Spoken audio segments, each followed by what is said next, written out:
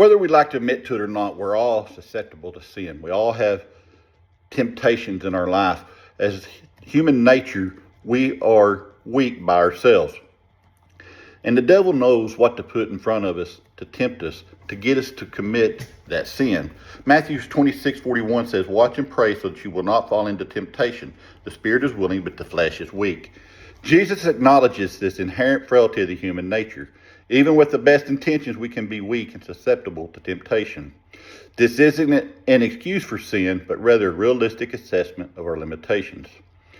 Jesus urges his disciples to be alert and aware of the spiritual battles around them and their own vulnerabilities.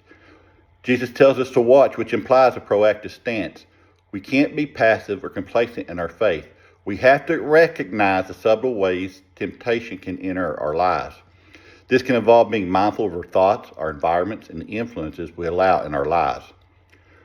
Jesus presents prayer as the essential weapon against temptation and a source of strength for our weakness.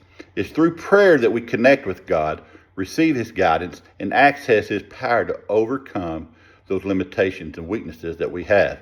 This verse highlights the tension between our desire to do what is right and our actual ability to follow through. Our willing spirit is a gift from God and reflects our new nature in Christ. However, we still live in earthly bodies with ingrained tendencies. The path to overcoming weakness lies not in denying it or relying solely on our willpower, but in aligning our willing spirit with God's strength and through prayer and vigilance.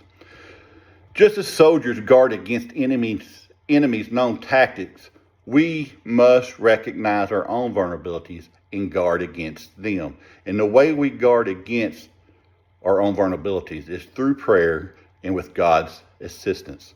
Thank you.